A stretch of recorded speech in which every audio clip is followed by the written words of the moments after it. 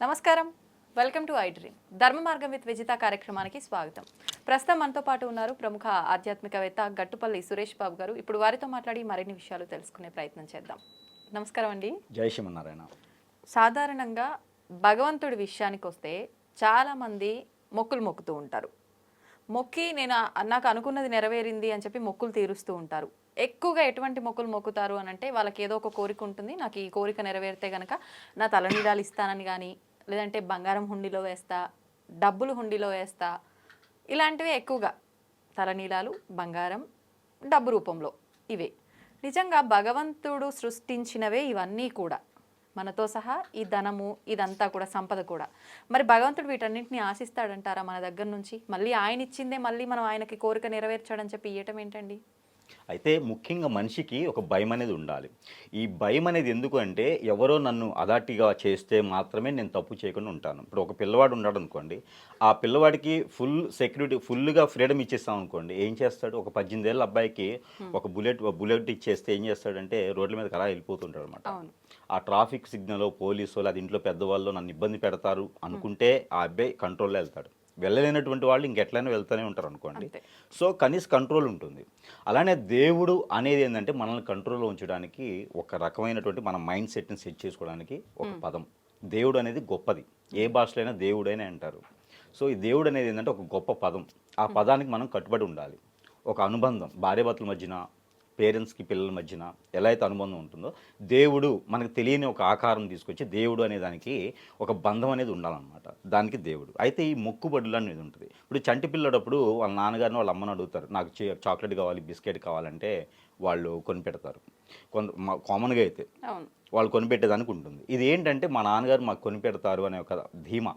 వాళ్ళకి చిన్న వయసులో, ఏమి తెలియని వయసులో కూడా వాళ్ళ నాన్నగారు వాళ్ళ అమ్మనే అడుగుతారు, నాకు చాక్లెట్ బిస్కెట్ కావాలి, అది ఏం కావాలి, సైకిల్ కావాలా, బుక్స్ కావాలా, ఏం చదువుకోవాలి, అన్నీ కూడా పేరెంట్స్ వాళ్ళని చూసుకుంటూ ఉంటారు. ఇది ఏంటంటే అనుబంధం, వాళ్ళ ఒక రిలేషన్షిప్ అలా ఉంటుంది. ఈ రిలేషన్షిప్లో భాగంగానే దేవుడు అనే ఒక పదాన్ని వాళ్ళ నాన్నగారు ఎలా అయితే పూజిస్తూ ఉంటారో, ఈ పిల్లలు సైతం కూడా వచ్చేటప్పటికి అదే నాగరికత నడుస్తూ ఉంటుంది. అయితే వాళ్ళు మొక్కు ఉంటారు, పిల్లలు కూడా అలానే మొక్కు ఉంటారు.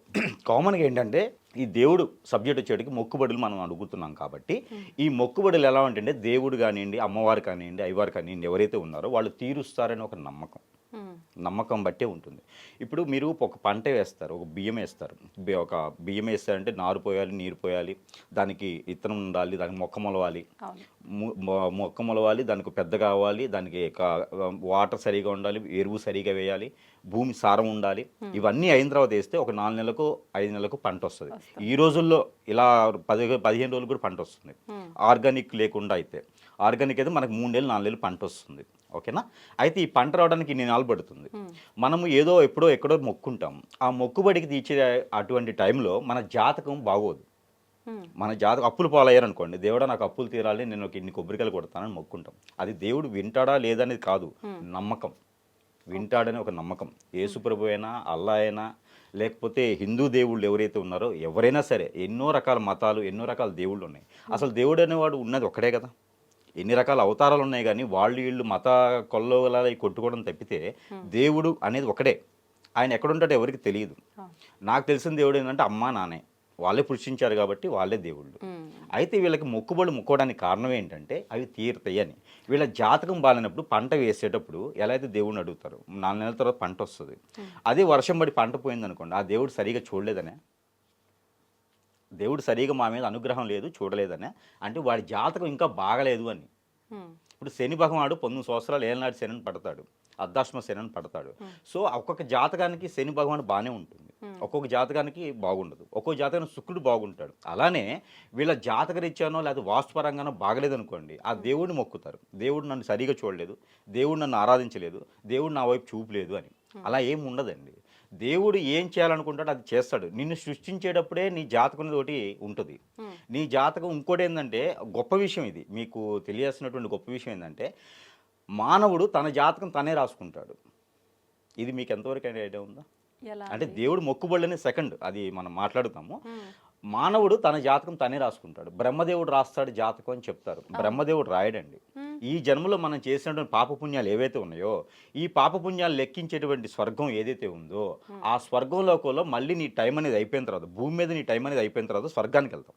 స్వర్గంలో మన టైం అయిపోయిన తర్వాత మళ్ళీ భూమి మీదకి రావడానికి నీ జాతకం నువ్వే రాసుకోమని చెప్పి బ్రహ్మదేవుడు ఇస్తాడు. కానీ స్వర్గం నరకం ఎక్కడో ఉండదు, మనం అనుభవించే జీవితంలోనే ఉంటుంది అంటారు కదా. మీరు చూస్తే స్వర్గంకి వెళ్తాము అనుభవిస్తాం అంటున్నారు. ఎస్, 7 లోకాలు ఉంటాయి. 7 లోకాల్లో ఒకటి, 7 లోకాలు మనం తిరగాల్సిందే ఖచ్చితంగా. కాకపోతే మనం మానవ జన్మలో ఉన్నాం కాబట్టి, మానవ లోకంలో ఉన్నాం కాబట్టి, భూమి మీద ఉన్నాం కాబట్టి మానవ జన్మలో ఉన్నాం. ఇది మనం చూస్తూ ఉన్నాం.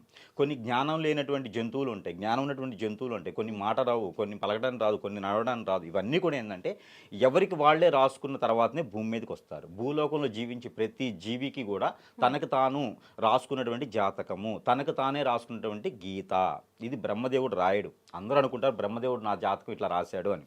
బ్రహ్మదేవుడు ఎప్పుడు రాయడు. మనం చేసినటువంటి భూమి మీద చేసినటువంటి తప్పులు ఏవైతే ఉన్నాయో దీని ప్రకారంగా బ్రహ్మదేవుడి దగ్గర ఏదైతే ఉందో ఆ చిత్రగుప్తుడి దగ్గర ఒక లెక్క ఉంటుంది. పోయిన జన్మలో ఏం చేశావో అని. ఆ జన్మలో ఏం చేసా ఆ పాప హరణ కోసం, ఆ పాప ముక్షాళన కోసం, ఆ పాప భిక్షాళన కోసం మనకిగా లెక్కించుకునేటువంటి జాతకమే మనది. భూమి మీదకి రావాలి అంటే 7 లోకాలు తిరిగిన తర్వాత మళ్ళీ భూమి మీదకే వస్తాం మనం. ఆ భూమి మీదకి వచ్చే ముందు బ్రహ్మదేవుడి దగ్గర నేను ఈ జాతకం నా పాపాలన్నీ హతమైపోవడానికి, నా పాపాలు హరించడానికి భూమి మీద నేను ఇలా వెళ్తాను, నేను ఇలా అనుభవిస్తానని చెప్పి మళ్ళీ భూమి మీదకే వస్తారు. ఇప్పుడు ఒక మానవ జన్మలో ఉన్నప్పుడే ఈ పాప ప్రక్షాళన చేసుకోవడానికి సాధ్యమవుతుంది. ఏ జంతువు రూపంగా ఉన్నా ప్రక్షాళన చేసుకోవచ్చు. వాటి కర్మల ప్రకారంగా ఉంటుంది. ఒక కుక్క ఉంటుంది అనుకోండి, ఆ కుక్క జీవితం బయట ఉంటుంది. ఇప్పుడు ఈ మధ్యన ఏంటంటే ఈ ఇళ్లలో తీసుకొచ్చి పెంచేటువంటి జంతువులు కొన్ని ఉన్నాయి. వాటిలో కుక్కలు కూడా ఉన్నాయి. అవి బీడుని బట్టి ఉంటుంది.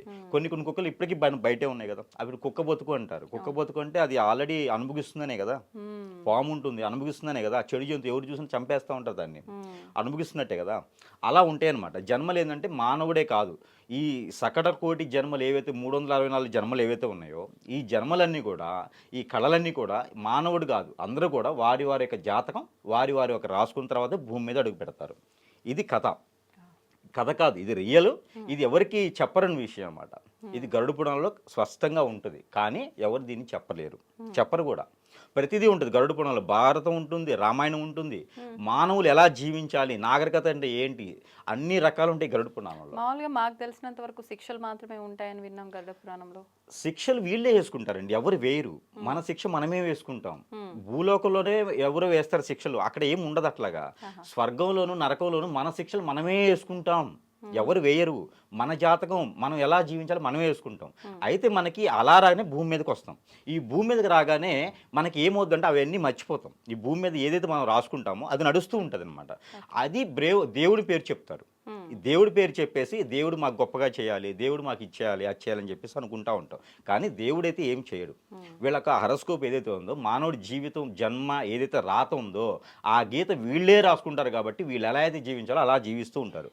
అయితే మనకి ఎప్పుడో కాని పనులు అయితే ఏవైతే ఉంటాయో అవి అవుతున్నాయి అంటే వీళ్ళ కర్మ కొద్దీ అవుతాయి. అవి అంతే, వీళ్ళు రాసుకున్నారు ఎప్పుడో, వీళ్ళు రాసుకున్న ప్రకారంగానే ఆ పనులు అవుతూ ఉంటాయి. కాకపోతే అది దేవుడు చేశాడనే ఒక భావనతో ఆ దేవుడి మొక్కుబడులు ఏవైతే ఉన్నాయో అవి తీర్చుకుంటూ ఉంటారు. కాకపోతే వీళ్ళు సంపాదించిన దానిలో కానివ్వండి, వీళ్ళకి వచ్చేటువంటి దానిలో కొంత పాపం ఉంటుంది. ఆ పాపానికి సంబంధించినటువంటి పరిహారమే దేవునికి ఇస్తారనమాట. ఇప్పుడు మనకి దగ్గర 10 రూపాయలు రాగానే ఓ 2 రూపాయలు ఎవరికైనా ఇస్తే బాగుండు అనుకుంటారు. అలా 2 రూపాయలు ఇచ్చే బదులు దేవునికి వేస్తారనమాట. ఇప్పుడు అందుకోసమే ఏదైతే మళ్ళీ మనకు వస్తాయో అది మాత్రమే దేవుడికి వేస్తారు. డబ్బు అనుకోండి, బంగారం అనుకోండి వస్తాయి, ఆస్తులు అనుకోండి మళ్ళీ సంపాదించుకుంటారు. మనకి తల్లీలాలు ఇస్తారు, చాలా దగ్గర ముడుపులు కట్టి తల్లీలాలు ఇస్తారు. అవైతే మళ్ళీ వచ్చేవి, రానివి కాళ్ళలో చేతిలో లేకపోతే కిడ్నీలో కళ్ళలో ఇవ్వరు. ఎందుకని ఇవ్వరంటే అవి మళ్ళీ రావు కదా. అందుకనే ఏవైతే మనిషికి మళ్ళీ స్వార్థంతో వస్తాయో అవే దేవుడికి ఇస్తారు. ఓకేనా. దేవుడనే గొప్ప ఉంటుంది, దేవుడని అభిమానం, ప్రేమ అన్ని రకాలు ఉంటాయి. ఆ స్వామివారి యొక్క దర్శనం అయితేనే చాలు అనేది ఉంటుంది. ఎంతమందిలో ఉన్నా కూడా స్వామివారు నన్ను చూశారు అని ఆనందం ఉంటుంది. కానీ ఆ దేవుడికి ఏమి ఇవ్వడు. భక్త కన్నప్పలాగా కళ్ళు పొడి చేసి ఇవ్వరు. ఓకేనా. ఏదైతే ఇస్తారు, తలలీలాలు ఇస్తారు. దేవునికి బాడీలో సంబంధించిన ఏమి ఇవ్వరు, తలలీలలు మాత్రమే ఇస్తారంటే వెంట్రుకలు మళ్ళీ వస్తాయి. కాబట్టి ఎవరైనా పిలిచేసి ఎంత భక్తుడైనా సరే కాళ్ళు ఇవ్వమనండి, చేతులు ఇవ్వమనండి, ఇవ్వరు. ఎందుకంటే అవి మళ్ళీ రావు కదా. అందుకని దేవుడైన ఒక భయం ఉంది. ఆ భయంతో పాటే ఏదైతే ఇవ్వాలో అవే ఇస్తారు. అది మొక్కుబడులు తీర్చుతాయా అనేది లేదు, నమ్మకం కొంది చేస్తారు. శివునికైనా ఇవే ఉంటుంది, పార్వతీమాతకైనా ఉంటుంది, లేకపోతే లక్ష్మీ అమ్మవారికైనా, లేకపోతే కనకదుర్గమ్మవారికైనా, లేకపోతే అల్లాకైనా, లేకపోతే మనకి యేసుప్రభుకైనా సరే తలలీలాలు ఇవ్వటమో లేకపోతే వాళ్ళు ఇచ్చినటువంటి కొబ్బరికాయలు కొట్టడమో ప్రకృతిలోంచి వచ్చినవి తీసుకోవడం తప్పితే ఆత్మస్వరూపంగా నమస్కారం చేసుకోవడం తప్పితే ఏముండదు. అందుకనే దేవుడు ఇచ్చినవే దేవుడికే ఇస్తూ ఉంటాం. అంతమించి మనకు ప్రత్యేకంగా ఏమి తీసుకోరు. మనకి బాడీలో సంబంధించిన ఆయన కూడా పాటలు అయితే ఏమి ఇవ్వరు. ఆశించడు. ఆయన ఏం ఆశించడంటే దేవుడు లేడు కదా ఆశించడానికి. దేవుడు ఎక్కడ ఉన్నాడు? మానవులోనే కదా ఉన్నాడు. వీళ్ళు అనుకుంటేనే కదా దేవుడు అయ్యాడు. మానవులు అనుకుంటేనే కదా. మానవుడే చెక్కినటువంటి శిలని మనం పూజిస్తున్నాము. అంతే కదా, మానవుడే కదా సృష్టించింది దేవుణ్ణి. దేవుడు ఎక్కడున్నాడు? అంతటా ఉన్నాడు. అంతే కదా. ఇప్పుడు మీలో కూడా దేవుడు ఉన్నాడు. ఇప్పుడు మీకు నా అభిమానంతో ఏదైనా ఇవ్వాలనుకుంటే ఇవ్వచ్చు. మీకు దేవుడిగా భావించి అమ్మవారిగా భావించి మీకు ఇవ్వచ్చు నేను. కాకపోతే అలాగా మానవుడికి ఏంటంటే సాటిస్ఫాక్షన్ ఉండదు. మానవుడు సాటిస్ఫాక్షన్ ఎక్కడ అవ్వలేడు. అందుకనే దేవుడి పేరు చెప్పుకొని పూజలు చేస్తూ ఉంటారు. కొంతమంది లక్షల రూపాయలు పెట్టేసి కొన్ని రకాల హోమాలు యజ్ఞాలు చేస్తూ ఉంటారు. మంచిదే, పాజిటివ్ ఉంటుంది. అదేదో అనాథలకో పిల్లలకో లేకపోతే మంచి చేయడానికో కార్యక్రమానికో పెడితే బాగా జరుగుతుంది. ఈ దేవుడి పేరు చెప్పేసని కొంతమంది స్వార్థంగా ఉండేసి దానికి ఒక టీములను ఏర్పాటు చేసేసి ఆ దేవుడి పేరుతో దొంగ స్వామీజీలు కూడా ఏర్పడేసి కొన్ని కోట్ల రూపాయలకి అధిపతులుగా ఉంటున్నారు. అలానే కొన్ని కోట్ల రూపాయలకి దాన్ని ఏమంటారు, రాజకీయ నాయకులకు కానీ సెలబ్రిటీస్ కానీ బినామీస్, ఆ స్వామీజీ పేరుతో బినామీలు ఉన్న వాళ్ళు కూడా మనం చాలామంది చూస్తున్నాము. ఇవన్నీ కూడా ఏంటంటే దేవుడి పేరు చెప్పి ఆహారం తినాలండి. దేవుడు అని చెప్పుకున్న వాళ్ళు ఆహారం తినరు కదండి. ఇప్పుడు దేవుడు అనేవాడు ఆహారం తిన్నట్టు నాకు తెలియదు. మరి వీళ్ళు ఎందుకు తింటున్నారు? మరి కుల మతాల మధ్యన విభేదాలు ఎందుకు వస్తున్నాయి? కోట్లాట్లు ఎందుకు వస్తున్నాయి? మా దేవుడు అంటే మా దేవుడు అని చెప్పేసి రూపాలు మార్చేసి ఎందుకు విగ్రహాలు చేస్తున్నారు? ఎందుకు శిలలు కడుతున్నారు? ఎందుకు గుళ్ళు కడుతున్నారు? గోపురాలు కడుతున్నారు? దాన్ని మళ్ళీ డెకరేట్ చేస్తున్నారు. దేవుడు అనేవాడికి అవన్నీ అవసరం లేదు కదా. ఆయన సృష్టించుకోగలుగుతాడు కదా. ఇవన్నీ అవసరం లేదు. ఇవన్నీ మానవులు సృష్టించేటువంటి క్రియ, దాని మీద బ్రతకడానికి చేసేటువంటి క్రియ. ఇప్పుడు ఎట్లా అంటే కార్పొరేట్ ఆఫీస్ ఒకటి ఉన్నదండి. ఒక 10,000 శాలరీ అయితే సాటిస్ఫాక్షన్గా జాబ్ చేస్తారు. మీరు 10,000 శాలరీకి ఒప్పుకునే జాబ్ చేస్తారు కదా. ఇంకో దగ్గర ఆఫర్ 15,000 అని వస్తుంది. ఖచ్చితంగా వెళ్తారా లేదా? అంటే మనకి సాటిస్ఫాక్షన్ అనేది ఎక్కడ ఉండదు. అందుకనే దేవుడి పేరు చెప్పేసుకొని నాకు ₹1,00,00,000 వస్తే 10% దేవుడికి ఇస్తా. అవే కదా మనకు ఉండిలో దొరికే డబ్బులన్నీ కూడా అవే కదా. ఆ 10% దేవుడికి ఇస్తా అంటారు. అదే నేను నాకు ₹1,00,00,000 వస్తే నేను 2 కార్లు ఇస్తా అని మొక్కోరు అనమాట. అవి రావు కాబట్టి వచ్చేవే దేవుడికి మొక్కుతారు. అంటే అప్పుడు దేవుడి మీద ప్రేమ కాదు, భయం. అదే దేవుడి మీద భయంతో మొక్కుతారనమాట, ప్రేమతో కాదు. అందుకనే ఇప్పుడు ఉన్నటువంటి సమాజం కానీ జీవితాలు కానీ ఇప్పుడు అన్నీ కూడా ఇట్లా ఏర్పడతాయి. ఏంటంటే దేవుడి మీద ఉన్నటువంటి భయంతో చేసేటువంటి కార్యక్రమాలు ఉన్నాయి కాబట్టి ఇట్లా ఉంది. దేవుడి మీద భక్తితో చేస్తే అన్నీ బాగుంటాయి. తల్లిదండ్రులకి మించినటువంటి దైవం లేదు, తల్లిదండ్రులకి గురువుకి మించినటువంటి దేవుడు లేడు. వాళ్ళ ముగ్గురు మాత్రమే బయటికి తీసుకురాగలుగుతారు, జ్ఞానాన్ని పెంచగలుగుతారు, ఏదైనా చేయగలుగుతారు. కానీ మంచి పనులు చేసేవాడికి అతనే దేవుడు, ఆవిడే దేవుడు. కాబట్టి వాళ్ళు ఏం చేసినా చేయకపోయినా మంచి పనులు చేస్తే చాలు. దేవుడికి ఏం కోరుకోరు. ఆ దేవుడికి ఇవ్వాల్సినవి పేదలకో లేకపోతే ఏదైనా ఇంకోటి కార్యక్రమం చేస్తే చాలా మంచి జరుగుతుంది అనమాట. దేవుడి పేరు చెప్పేసని కోట్లాది రూపాయలు ఉండిల్లో వేసడం ద్వారా అవి మళ్ళీ కూడా ఉపయోగం లేకుండా అవుతాయి. కాబట్టి ఆ పాప మూర్తి విమోచనం అవుతుందని వీళ్ళు అనుకుంటారు. అంతమించి ఏం లేదు. దేవుడు ఎప్పుడు ఏది కోరుకోడు. దేవుడు ఒక బలం, దేవుడు ఒక ధైర్యం, దేవుడు ఒక స్వరూపం, అంతే. దేవుడు అనేది ఇంకా అంతమించి నాకు తెలిసినంత వరకు అయితే అంతే ఉంటుంది. సో మొక్కుబళ్ళు మొక్కండి, కానీ మరీ ఈ రకంగా మొక్కొని కోట్లాది రూపాయలు అట్లా వేసే కన్నా ఏదైనా పేదలు పెట్టుకుంటే మంచి జరుగుతుంది. దేవుడు ఇప్పుడు ఇది అడగడు. ఇది దేవునికి సంబంధించినటువంటి విషయం. నమస్తే అండి.